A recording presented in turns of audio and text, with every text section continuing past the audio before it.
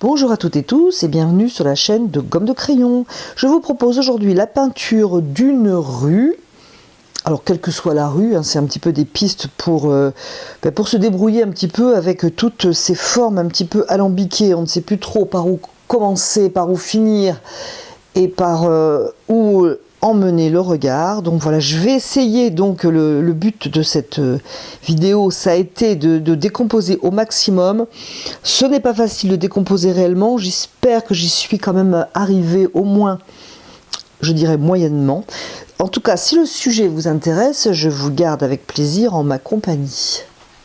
Alors le sujet de cette aquarelle est surtout d'essayer de trouver des étapes un petit peu plus identifiées pour vous aider à peindre une aquarelle citadine, par exemple une rue. Je vais vous mettre ici la photo de référence.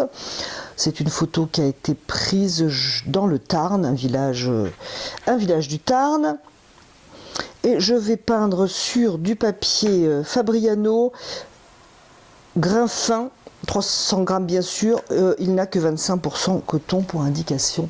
Vous savez que je mange beaucoup de papier, donc ceci explique cela. Là, alors, donc des indications importantes, donc j'ai fait le dessin, j'essaierai de le rendre un petit peu visible quand même à l'image. Indication importante, la lumière vient donc de gauche, elle va donc éclairer les bâtiments ici, et j'aimerais que le regard parte un petit peu vers là, en sachant que je vais le faire très léger pour faire créer une sorte d'ouverture. Donc voilà, j'ai rajouté des petites choses et j'en ai enlevé d'autres. Je vais donc commencer par peindre le ciel. Et pour peindre le ciel, je vais poser une couleur, là, une couleur jaune très pâle avec le jaune sennelier. Je vais d'ailleurs répondre à une question qu'on m'a posée en commentaire et répondre par image. Donc en ce moment, je me sers effectivement beaucoup du jaune sennelier clair, peut-être plus que l'auréoline. L'auréoline, quelquefois, il est un petit peu difficile pour son côté un petit peu acide en couleur. Par contre, il a une qualité, c'est qu'il est extrêmement transparent. Mais j'aime aussi donc ce jaune sennelier qui a aussi un seul pigment et qui est transparent. Et donc pourquoi je me sers beaucoup de celui-là? Donc c'est aussi pour vous éviter le côté acide de l'auréoline.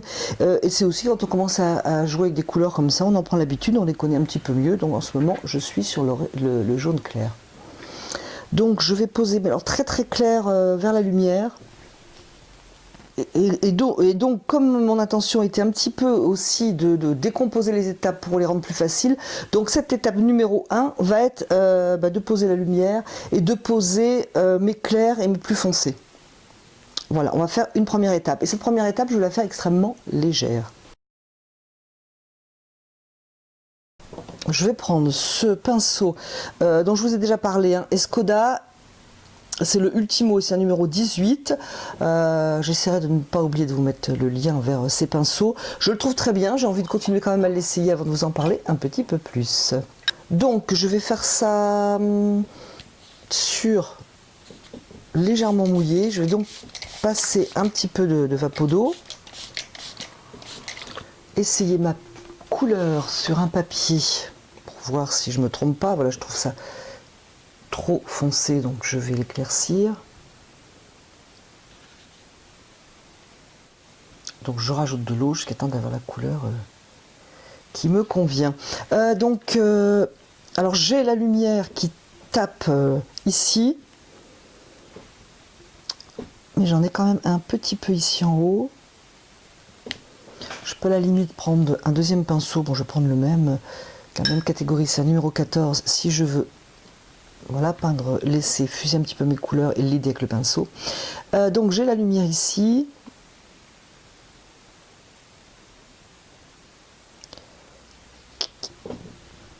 Je vais mettre un petit coup d'eau pour chasser la couleur vers en haut ou éventuellement l'aider avec mon deuxième pinceau. Et je vais donc poser ma couleur claire. Mais excessivement légère.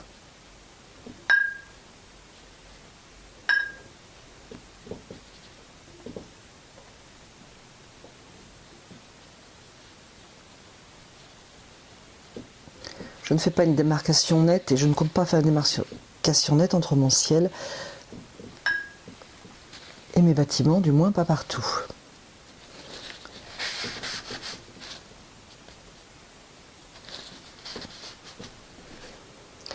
Je choisis un bleu, mais on peut très bien lui mettre par exemple un peu de Winsor pour l'avoir moins franc. Et là c'est quand même très très clair.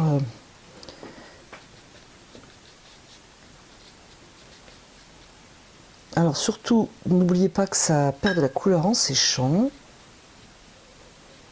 On peut laisser des mouvements à l'aide du pinceau dans notre ciel, ou le faire limpide, comme un beau ciel d'été, comme il est sur la photo. C'est à vous de voir.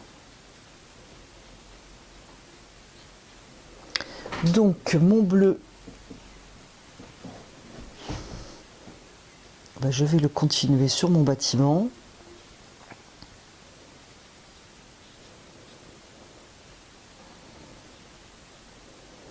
Donc n'oublions pas que nous sommes ici à l'ombre, du moins nettement plus à l'ombre. Alors j'espère que vous avez vu sur le dessin, j'ai fait des petits toits un petit peu biscornus avec des cheminées, des choses comme ça.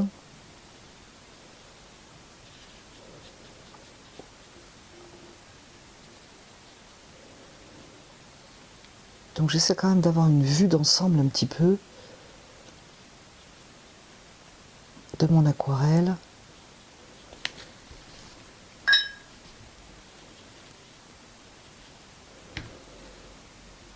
Ici j'ai une zone de lumière que j'ai assurée d'ailleurs pour penser à la garder, et j'essaye de, et c'est ce qui est difficile, hein, de faire communiquer les couleurs. Je vais mouiller ici parce que je voudrais revenir après et vous montrer une petite astuce. Donc je vais y revenir après. Je vais continuer avec ça.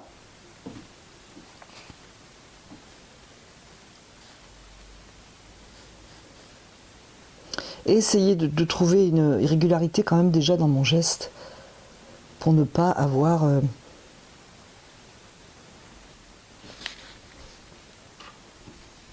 des formes trop régulières.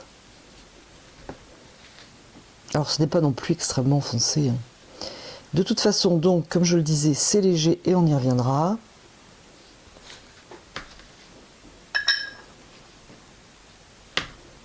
Je vais déjà tracer mon ombre, qui est quand même une part importante de mon aquarelle.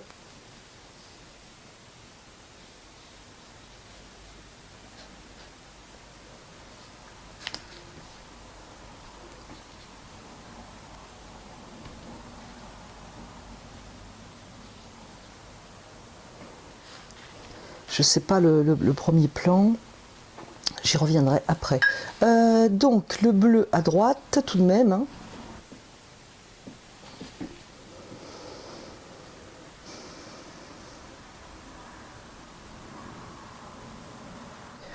Alors, petite coupure comme bien souvent. Je suis désolée, hein, j'étais juste en train de vous dire que voilà, je tente de décomposer pour vous aider au mieux à trouver des étapes qui facilitent quand même le travail, hein, ça permet un petit peu de s'y retrouver.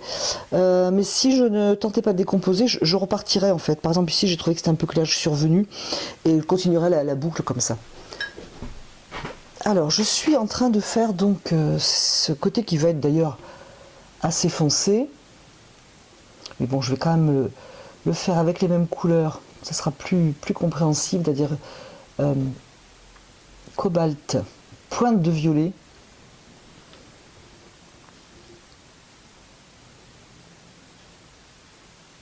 Donc je pose ma couleur sur ce mur qui est quand même important, qui a une masse importante. J'oublie le dessin du lampadaire parce que si je le fais, ce n'est pas le bleu qui va me gêner. Peut-être au niveau de la lumière. Donc là, au niveau de la lumière, je vais laisser un blanc. J'ai essuyé mon pinceau, il est relativement sec pour faire fuser un petit peu sur ce côté. Donc l'astuce n'est pas là encore, hein. Jusqu'à là, c'est ça. Je contourne ce panneau d'affichage. Alors, je ne sais pas où s'arrêtera mon aquarelle. Vraiment, ça s'arrêtera, je pense, à peu près ici. Donc, j'ai de la marge. Je vais quand même chercher mon ombre. L'astuce, là, c'est la suivante, c'est de prendre une couleur, hein, quelle qu'elle soit. Là, j'ai pris du violet Winsor. Un petit peu quand même.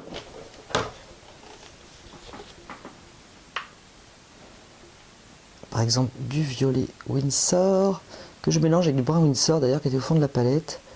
Et l'astuce est la suivante, c'est de venir taper. D'ailleurs, on peut s'aider d'un autre pinceau. Taper cette couleur au-dessus de votre couleur. Alors là, c'est très visible, comme ça au moins vous vous rendez compte. On n'est pas obligé, bien entendu, d'être autant visible. On peut même le faire avec sa couleur. Ça vous permet d'avoir un grain, d'avoir... Non, j'aime pas du tout la couleur que j'ai posée ici, mais bon, c'est pas grave.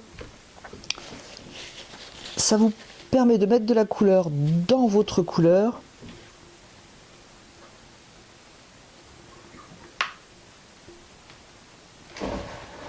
De l'animer sans poser le pinceau dedans. Voilà, par exemple, je vais le poser le pinceau. Quelquefois, on pose le pinceau et ça... Soit on est trop linéaire.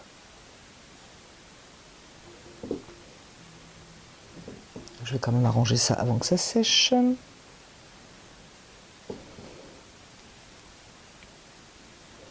Je vais reprendre la même couleur pour l'exemple. Soit, et je le vois faire souvent, on pose des petites taches comme ça. Vous savez, par exemple, je voudrais faire une ombre ici, on pose des petites taches parce qu'on n'ose pas y aller.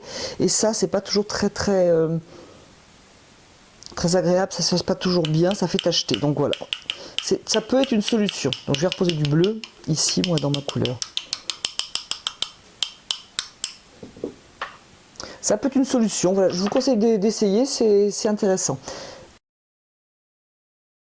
Donc la première étape est faite et pendant que ce côté est mouillé, je vais le travailler un petit peu plus, notamment par exemple avec un brun Van Dyck.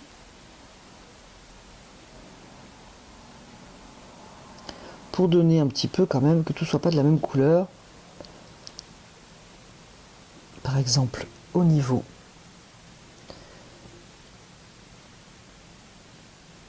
des tuiles. Alors dans l'idéal, si j'arrivais à donner la bonne valeur à ce mur, moi je serais plutôt satisfaite. Je vais prendre du coup le bleu Outremer.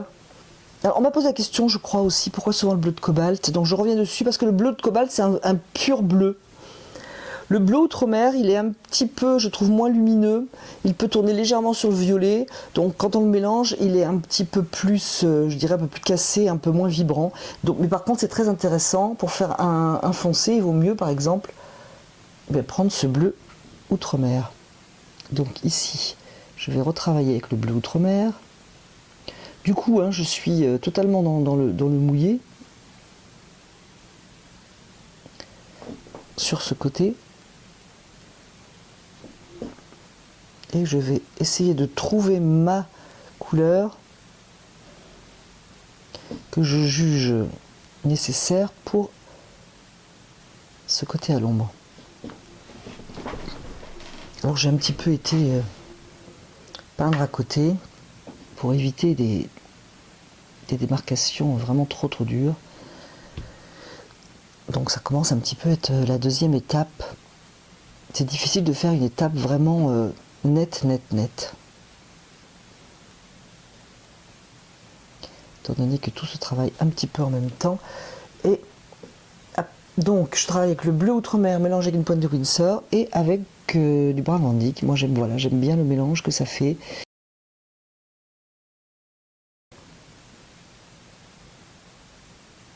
Et j'aime beaucoup le brun Van Dyck avec le bleu, voilà. Donc je vais travailler ce mur, encore une fois, je me répète. Donc ici j'ai un futur panneau d'affichage.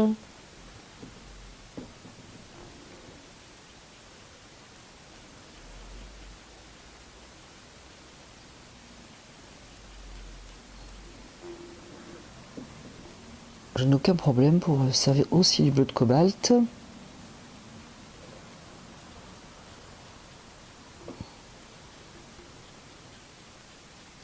Ou éventuellement passer un petit coup de pulvérisateur, si vous en éprouvez le besoin.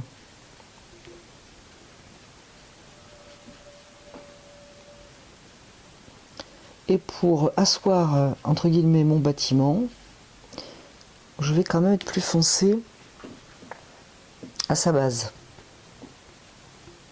Je vais quand même reposer du brun, parce que sinon on a l'impression que j'ai fait des taches.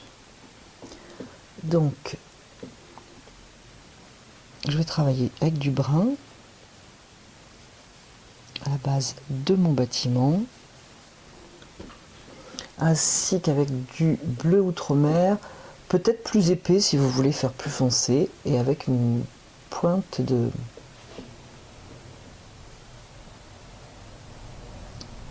violet Winsor.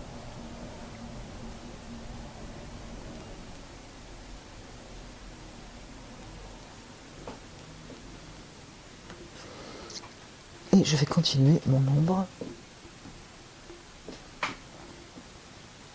Alors il se fait un petit gris-gris ici que personnellement j'aime beaucoup, donc je vais simplement le laisser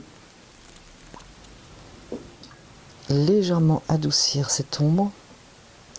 Et puis pour l'instant je vais laisser comme ça pour ici. Quand même une petite correction. Faire quand même un panneau d'affichage qui ne soit pas tordu. Alors, je ne l'ai pas cerné mais je le fais au moins droit. Donc ça c'est fait. Éventuellement, si je trouve que le ciel n'est pas assez clair, je reviendrai dessus, mais c'est loin d'être dit. Je vais partir sur ce bâtiment qui est quand même à l'ombre. Alors le brun indique. Le terre de Sienne aussi marche très très bien. Je vais par contre le poser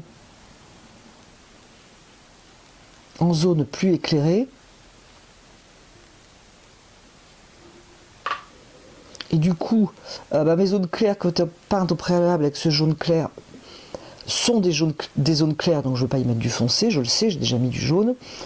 Mais ce que je passe par-dessus n'empêche pas de voir ce qu'il y a eu dessous. C'est pas fait pour rien, ça aide, mais ça permet aussi de donner un petit peu de richesse.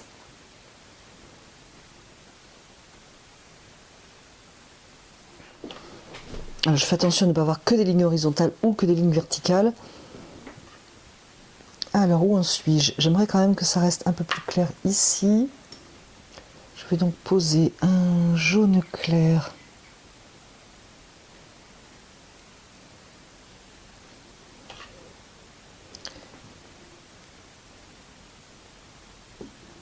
Et j'aime bien... Alors si vous débutez, franchement, ne vous en servez pas. Mais si vous avez un peu plus d'habitude, le jaune de Naples, qui n'est pas un jaune transparent, est très bien pour une zone claire. À tester, hein, sans hésitation. C'est en fait un jaune clair sennelier, sauf qu'il est opaque. Et du coup, ça lui donne une présence un petit peu quand même différente.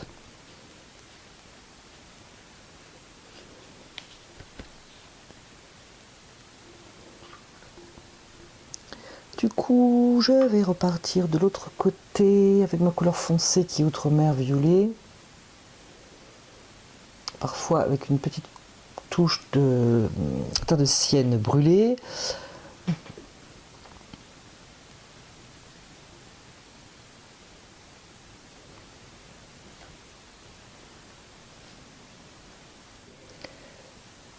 Et j'essaie de trouver un rythme dans...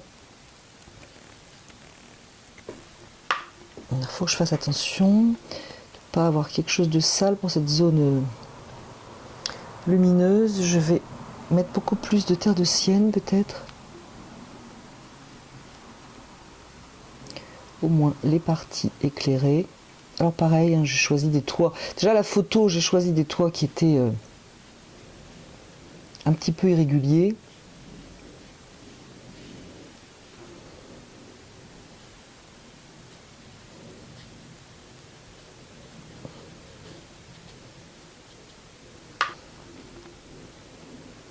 Et du coup, ça doit être un mur. Du coup,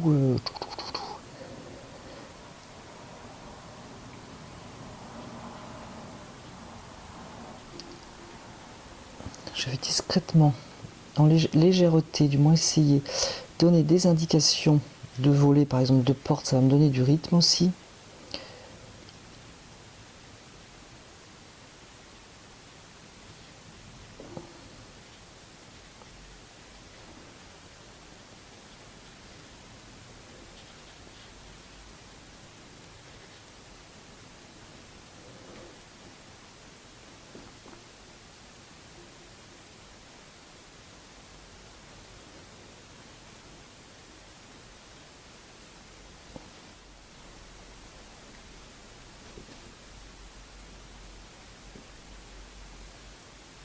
En fait, j'ai été coupée par un coup de fil, mais c'est plutôt une bonne chose parce que du coup j'ai pris un petit peu de recul et je pense que je vais foncer parce qu'ici, en fait,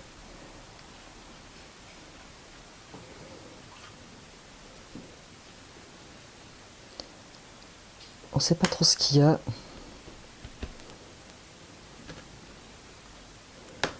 Et ici, par contre, on est quand même assez clair. Il faudrait que je garde un petit peu de gaieté sur ce côté-là. Alors, je vais prendre du lac de Garance avec un peu de jaune clair pour juste donner quand même un petit peu de... Ce sera plus gai que le terre de Sienne en fait, plus lumineux.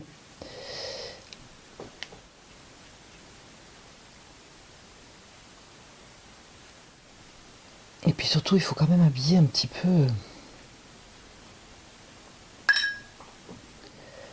peu ce qui se passe. Voilà. Pour avoir quand même une couleur foncée plus propre, je vais surtout prendre bleu Outre-mer, violet Windsor. Si je mets une pointe de terre de Sienne, ça va être vraiment léger. Tenter, parce qu'ici j'ai un petit peu d'ombre quand même.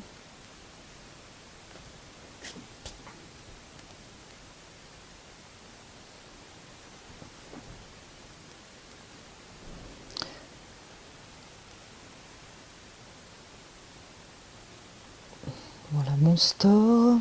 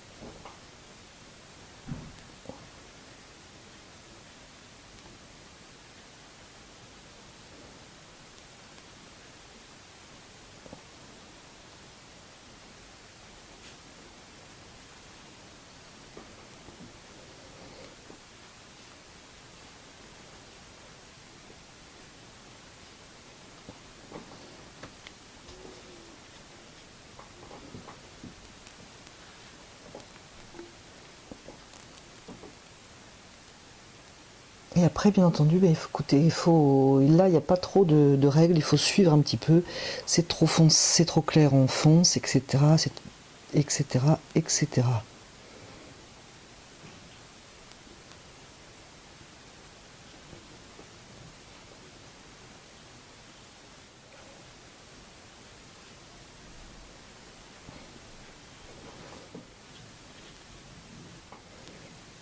En fait, je pense, après réflexion et en peignant cette aquarelle, qu'il faut ici du foncé pour attirer un peu le regard. On peut imaginer ici qu'il y a des gens, ça m'arrange, ça fait une espèce de jonction entre mon clair et mon foncé.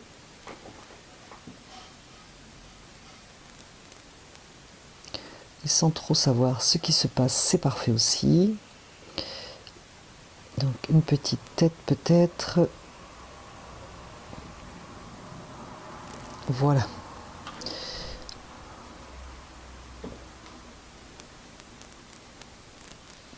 Alors si vous êtes satisfait à peu près de l'ombre et des lumières, on peut passer au détail. Si vous êtes comme moi pas satisfait, eh bien il faut continuer à faire monter un petit peu, je dirais, les valeurs.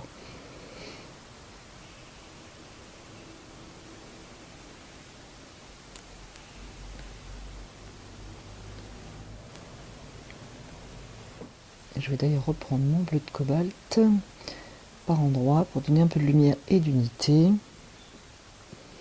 Bon, ici c'est mouillé, mais c'est pas grave, j'y reviendrai après.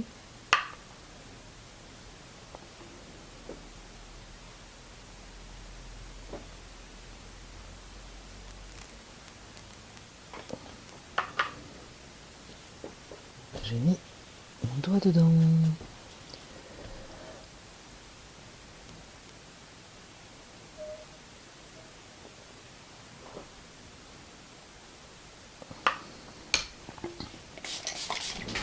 Je vais laisser sécher pour prendre du recul et aussi pour voir un petit peu ce qu'il faut que je fasse à présent. Alors, pour raison technique, j'ai dû faire une pause de 1 à 2 heures, donc c'est sec, bien qu'encore un peu humide, hein, quand même au bout de 2 heures. Bref, alors, une étape suivante. Alors, donc la première étape, ça a été de poser avec un jus très très clair les valeurs claires et foncées. La deuxième étape a été de faire remonter un petit peu tout ça, avec par exemple de la richesse dans les couleurs, etc., etc. Alors je ne sais pas vraiment si j'ai fini cette étape. Je vais regarder. Donc là, la dernière étape, lorsque vous êtes satisfait de l'ensemble général de la composition, etc., etc., ça va de donner les détails. Ce que j'appelle les détails, c'est-à-dire qu'il faut vraiment que tout soit ok, que tout vous convienne, parce que si vous peignez les volets sur un ensemble, une composition qui ne va pas, vous n'allez pas être satisfait ou satisfaite. Je vais juste foncer encore un petit peu ici avant de passer à mes détails, donc qui va être en gros ma dernière étape. Aussi pour l'équilibre, je trouve que c'est très foncé là, c'est très clair, donc si j'arrive à mettre un petit peu de foncé, je pense que ça va être plus sympa niveau équilibre, non pas vraiment au niveau de la réalité, de la lumière, etc. Donc je vais mettre un peu plus de foncé, ça peut être une porte, ça peut être n'importe quoi, des détails, des choses. Donner par exemple un petit peu plus de contraste au niveau du store.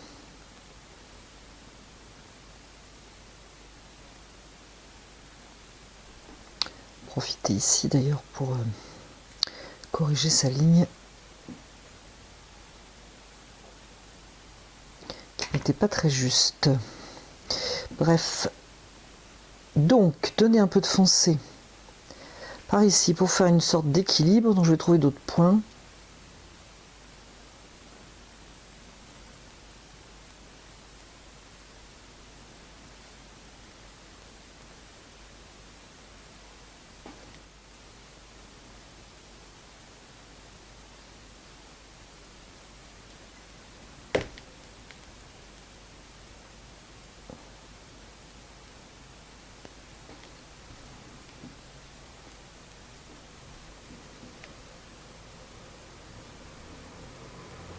Je peux bien entendu dans cette couleur vous donner un petit peu de richesse en ajoutant du terre de sienne ou une couleur qui vous conviendrait pour l'équilibre de vos couleurs que vous avez choisies. Mais aussi pour varier un petit peu quand même, que ce soit pas tout uniforme par exemple. Donc je trouve que c'est mieux au niveau de l'équilibre. Voilà. Je vais remettre un peu de cette couleur chaude ici aussi. Donc du terre de sienne.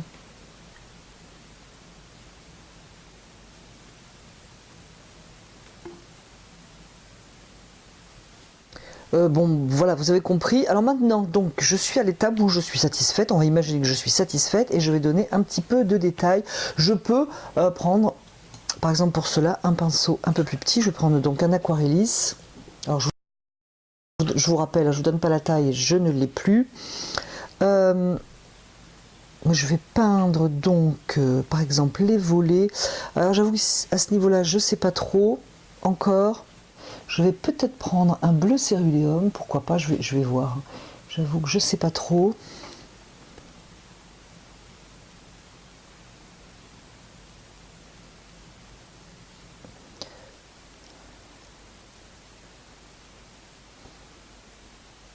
Il faut donner l'impression qu'il y a tout un tas de volets,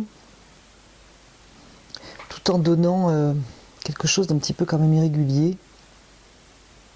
On va pas peindre un volet carrément, ce serait pas très très heureux.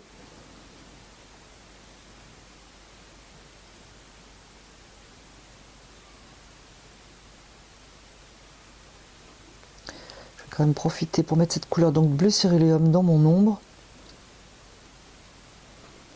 Je vais faire le store après. Voilà.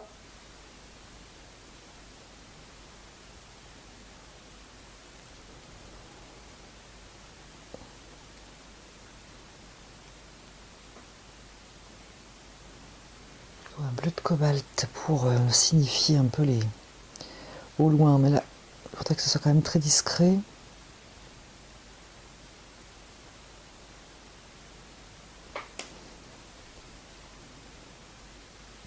Je suis en train de mettre mes doigts dans le foncé.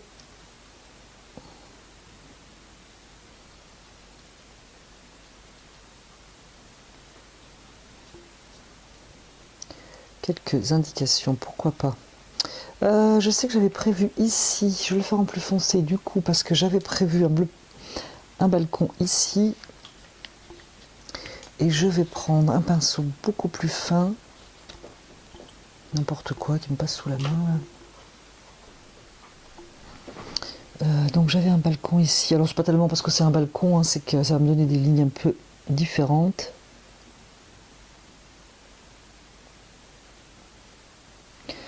Voilà, pareil.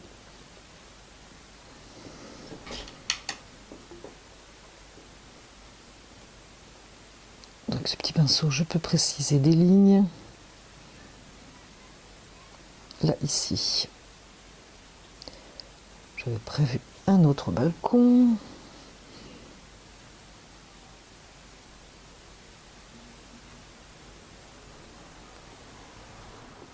Ici, j'avais vu une antenne.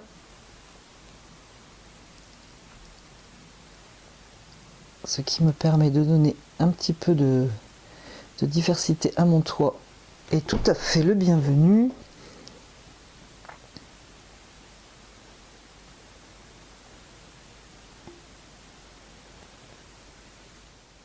Alors, je n'ai pas vraiment travaillé cette fenêtre, à vrai dire. Je n'ai pas l'intention de la travailler trop, mais vous pouvez quand même la marquer peut-être un petit peu plus.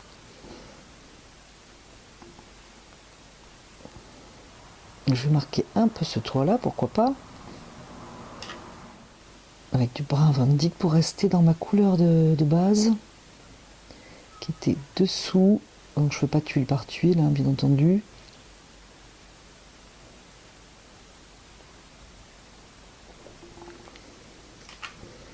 Je vais me servir d'ailleurs du brun Van Dyck dans mes couleurs un petit peu chaudes là.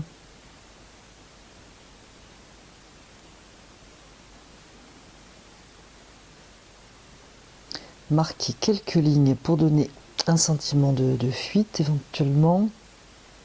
Alors le brun Van Dyck va bien, je suis dans du chaud là, c'est parfait. Je vais marquer un petit peu ce toit. Je suis obligée de surveiller ma caméra, ça coupe continuellement. Donc j'en étais toujours avec mon brun Van Dyck à marquer ce que j'appelle des détails, mais qui vont donner des indications notamment de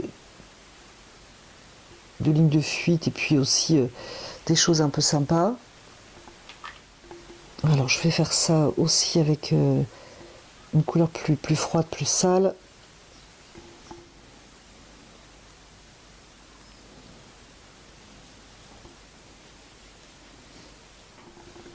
prendre quand même un pinceau un petit peu plus gros.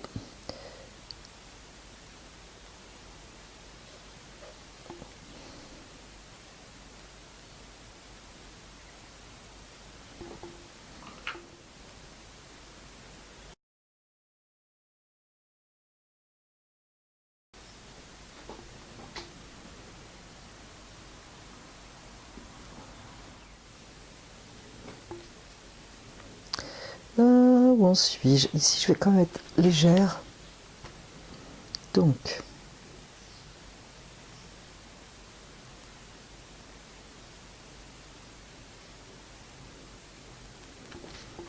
j'arrive pas à l'être comme je veux, donc je passe un petit coup de dessus tout dessous, ça me va bien. Alors, il me reste le volet ici et je ne sais pas trop. Je rajoute un peu de couleur plus froide sur ce vert qui ne me déplaît pas, mais je vais le refroidir un petit peu, on va dire.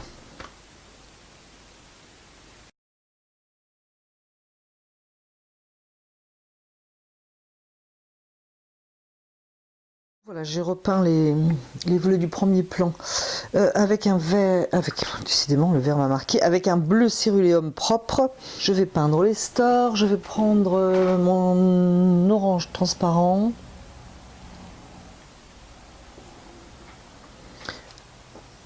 Et je vais du coup boucher des petits trous avec cet orange, pour pas qu'il n'y en ait qu'ici.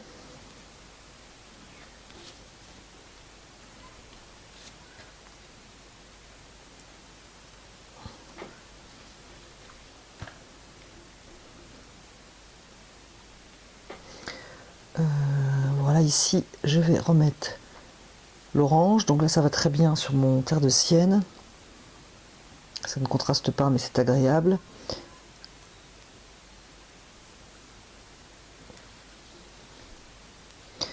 Voilà, j'ai remis un peu d'orange ailleurs pour pas qu'il n'y en ait que sur mes stores. Et j'en mets un peu dans ma couleur chaude de terre de sienne.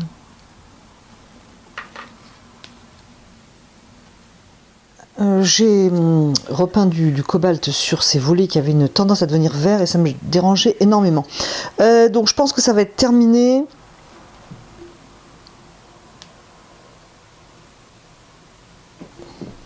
Il s'agit maintenant, donc, parce que j'ai peint sur la feuille, j'ai pas trop décidé du début et de la fin.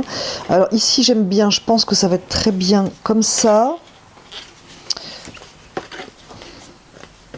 Voilà, je garde toute cette forme ici qui me plaît beaucoup. Voilà, et là par contre je vais couper parce que c'est la régularité de ces volets qui me dérange. Et je pense que je vais en faire passer un petit bout. Soit comme ça, soit peut-être comme ça. J'hésite. Ou alors même carrément raccourcir sur le côté. En gros, ça devrait être ça. Écoutez, voilà, c'est terminé. Alors j'espère que mon but, qui était quand même de bien décomposer la peinture, les étapes pour peindre une rue auront été simples. Ce n'est pas évident de couper vraiment, de scinder en étapes particulières parce que vous aurez bien compris qu'on peint un petit peu tout en même temps, mais j'espère quand même que cela vous aura aidé. Et puis, écoutez, si cette vidéo vous a plu, n'hésitez pas à la liker, à la partager, à la commenter, je vous lirai avec plaisir. Même si en ce moment, j'avoue que j'ai un petit peu moins de temps pour répondre rapidement à vos commentaires, mais sachez que je les lis avec beaucoup d'attention et que de toute façon, j'y réponds. Aussi avec beaucoup de plaisir. Voilà, je vous remercie d'avoir regardé et écouté cette vidéo et je vous dis bientôt sur la chaîne de Gomme de Crayon.